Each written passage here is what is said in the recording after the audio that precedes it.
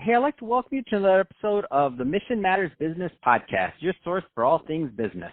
My name is Adam Torres. You can follow me on Instagram at AskAdamTorres to keep up with my book releases, book tour schedule, signings, all that other good stuff. Always love to connect with you there. And as always, if you'd like to apply to become a co-author of one of my upcoming books, just head on over to the website, missionmatters.com, and click on Become an Author to apply. All right, so today I have Jo Hausman on the line, and she's owner over at Go For It and also author of Go For It, A Woman's Guide to Perseverance. Jo, welcome to the show. Adam, thank you so much for having me on today. This is exciting. All right, so I'm excited to get more into your book, A Woman's Guide to Perseverance. Go For It, A Woman's Guide to Perseverance. But before we do that, tell us a little bit more about your company and the business. So tell us a little bit more about what you're doing over at Go For It, please. Sure, absolutely, and thank you for that too. So over at Go For It, it really is a phrase that I've said for so many years, and that's how the name got on my book. And after the book came out, that's how I rebranded. But I do a lot of life and business coaching and strategy sessions, probably more so than I like to call them strategy sessions, because it really is all up to my clients, how they perceive those sessions and how they go for it with the knowledge that they gain. So I do a lot of life and business coaching and also real estate investing, really primarily for women, but we also, I also help men too. And it's really been a passion of mine. So it all kind of interwoven together, but I love that term, go for it, and just being able to really think outside the box and to think of what more we can do with our lives, because I'm a big fan of multiple streams of income. That's awesome, and I think that's a great transition for us. So let's talk a little bit more. I want to get right into the book and spend our time there. So first off, what was the inspiration for this book? Yep. So I've been married twice. So it's my second husband, and I have a son from my first marriage years ago. And I was a single mom for many years, and then met and married this wonderful man, and he just really, just made the whole family complete. But unfortunately, he got sick in 2007, and I was running a very successful virtual assistant business back in those days, long before people really knew what a virtual assistant was. And I was taking care of him through his illness, raising my son, and then also I'm a sandwich generation girl. So not that my mom needed help, but I still was helping her. And so unfortunately, my husband passed away, and then a month later, my son went off to college. So I was basically, by myself with my dogs, and really had to pick up the pieces after all of that. And what happened is probably a couple years later, my son had come home from college and said, "Mom, we should really write a book about, experience with Jim and just everything we went through." And I'm like, "Oh boy, I don't know. That's kind of personal, and I don't think I can do that." Well, lo and behold, as serendipitous as it is, I was having coffee with somebody, and we were talking about something totally unrelated to book publishing.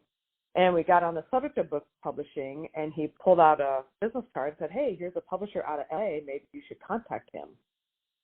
And I'm like, whoa. And so now they're kind of all starting to fall together.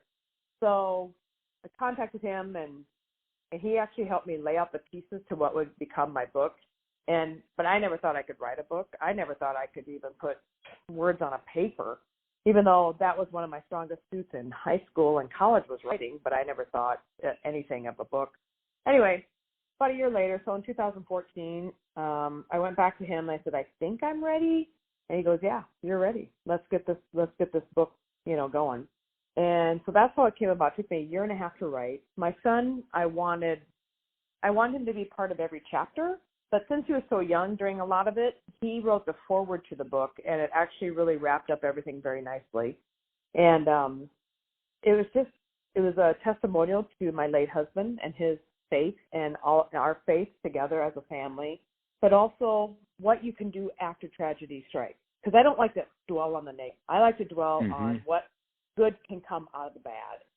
And what has happened since then. Now, in July, it'll be 10 years. Since 2010 is when he passed. And it's all about overcoming the bad to get to the good, and that there is greatness after grief. Man, I love it. And what I love is when somebody gives back with their story. So a lot of times people are held back from writing books or from making content or whatever your form of outlet is, just because they feel like maybe they don't have something to offer or that other people don't like care or benefit from their story. And I always tell people, I'm like, man, this is what drives me, like sharing stories like this. This is how we keep the podcast going. It's amazing. Like there are people right now that are listening to this that are going to benefit from hearing that story, even if it's from just the connection of understanding that somebody's went through, hardship like they had. Just that shared human experience. It's just an amazing thing, I think, that links us all. Yeah, absolutely. And, the main thing was after I wrote it, I thought, there's not going to be one person that reads this book. But I thought to myself, if I can help one person get through tough times in their life, my job is complete. And now the book's been out quite a while, and it has been the emails I get, the messages, the phone calls. I have people calling asking how they can order more for their families or their friends. I'm like, wow, this is so inspirational for me because I'm so awestruck about people, are getting such good value from it. And I'm so thankful for that. I'm just so thankful that I'm able to help, people with it. What's one of the I know there are many, by the way, so not having you choose between all your themes and all the work you put into this, but what's one of the big takeaways that you want every reader that reads Go For It to really come away with? The one thing I want them to know is that they're stronger than what they give themselves credit for. I never thought I was going to be able to finish that book. There were so many times that I remember one time in particular, I was so frustrated. I slammed down my laptop and I said, nobody will ever read this book. I don't even know why I'm writing it, kind of that negative self-talk, which I try not to do ever, but I was just really frustrated. And I thought, no, wait a minute. I've gone through a lot worse in my life, and I can finish this. And so we just have to know that we're stronger than what we give ourselves credit for and that we can endure and we can get through the tough times to get to the good times. Man, that's awesome. So, Jo, final question. So, two-part question. So, first off, if somebody wants to learn more about Go For It, whether it's for the coaching or for the real estate coaching side of things, what are the right types of clients and or fit to work with Go For It and your team? Question number one. Question two, how do people follow up and get more information, both about you and the book? Absolutely.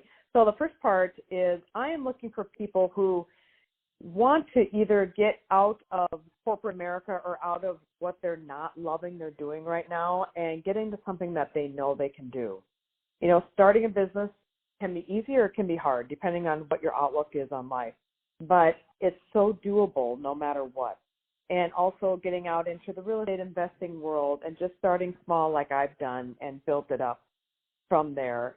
So men and women who want to have that multiple streams of income and just knowing that it is possible and that you can do it. And it's so awesome when you get that first, you get that first payment, you get that first check, and it's just such an awesome feeling.